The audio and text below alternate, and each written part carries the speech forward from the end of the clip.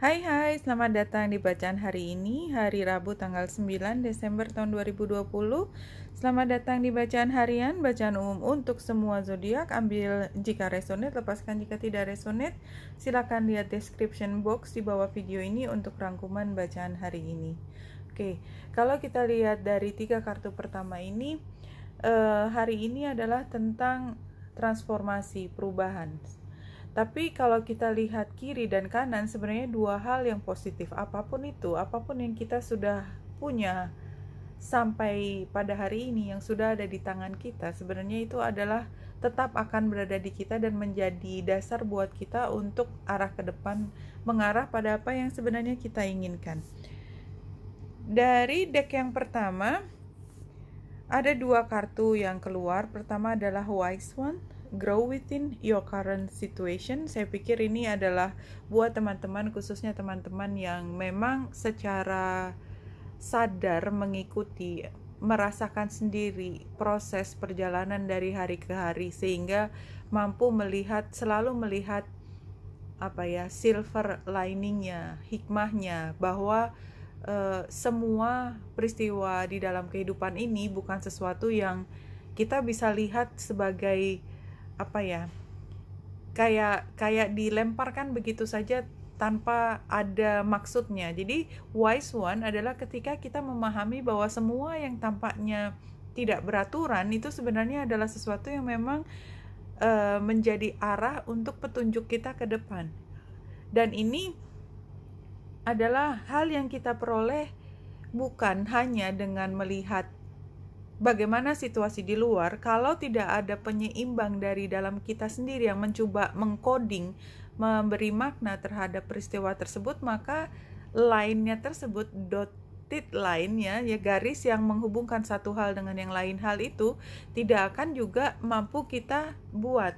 Dan kemudian kartu yang kedua adalah Sun atau matahari, enjoy success and happiness.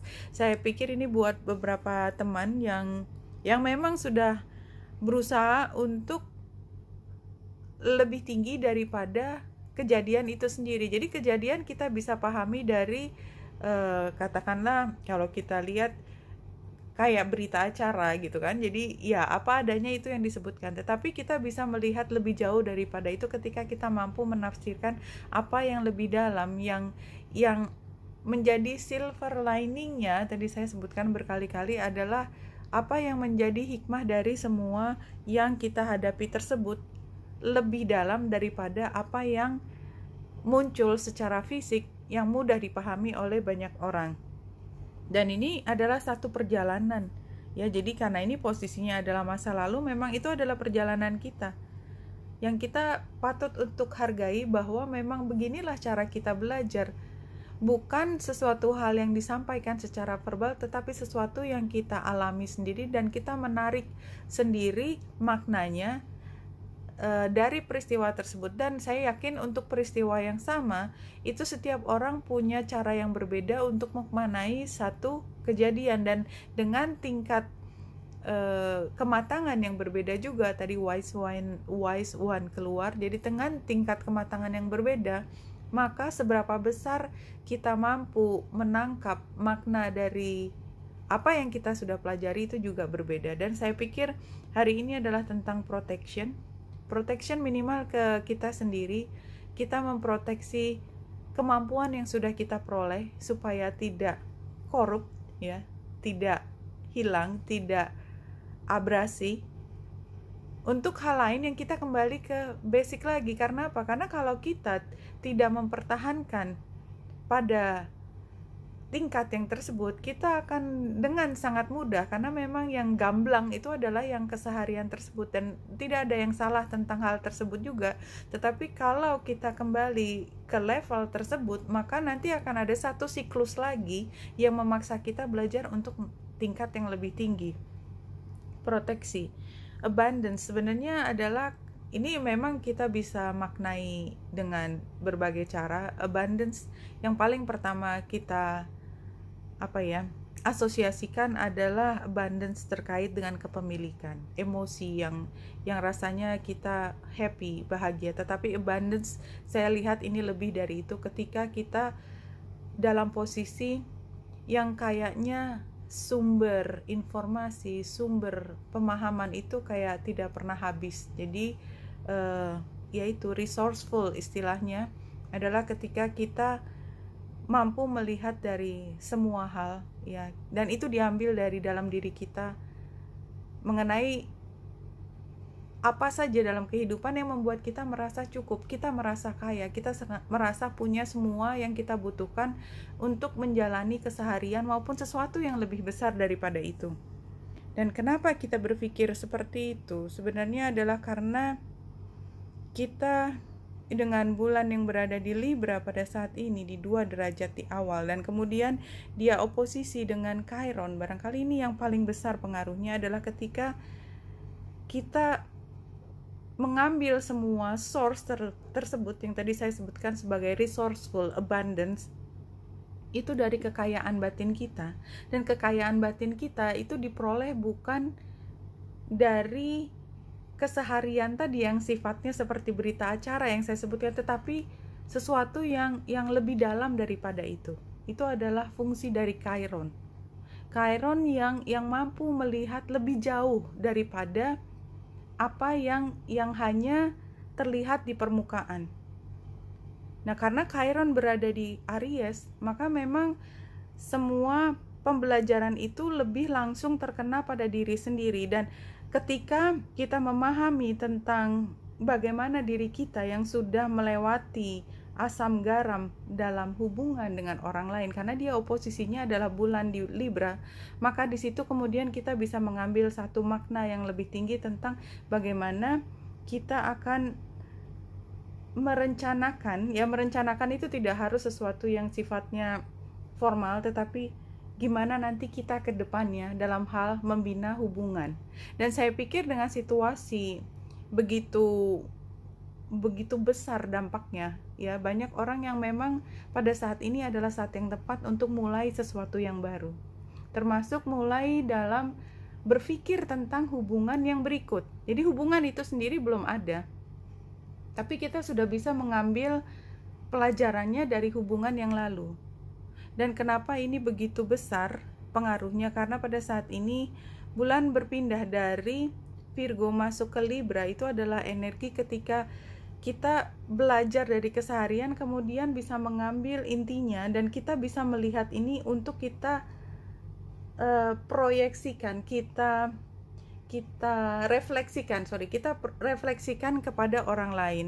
Dan dengan trine di Saturnus yang pada saat ini masih di Capricorn, saya yakin ini adalah membawa kita pada upaya untuk membuatnya menjadi lebih grounded, hubungan yang lebih grounded, di mana di awal sebelum semua peristiwa panjang yang sudah terjadi dalam beberapa tahun terakhir ini, ya, kita melihat bahwa kalau kita tertarik pada sesuatu, maka berdasarkan dorongan hati itu ada daya tarik luar biasa. Kita akan tanpa berpikir berkali-kali kita langsung jumping pada hubungan tersebut. Ini adalah saat dimana ketika kita baru keluar dari hubungan yang kemarin itu gara-gara kita begitu enchanted, ya, begitu tertarik pada hubungan itu, dan sekarang kita sedang membersihkan luka diri kita, batin kita, maka sekarang kita seperti meyakinkan diri untuk ya udah kalau gitu ke depannya just ambil pelajaran ini, bahwa semua yang tampaknya begitu menarik belum tentu itu menjadi apa yang sebenarnya kita akan peroleh kemudian. Itu Saturnus di Capricorn yang mengalirkan energinya pada bulan di Libra itu seperti bicara seperti itu. Oke, kita lanjut dengan 4 kartu tarotnya. Iya, ini adalah mengakhiri sesuatu, akhiri semua dan rangkum. Jadi ini seperti membuat rangkuman. Seperti saya berusaha membuat rangkuman setiap hari di dalam description box.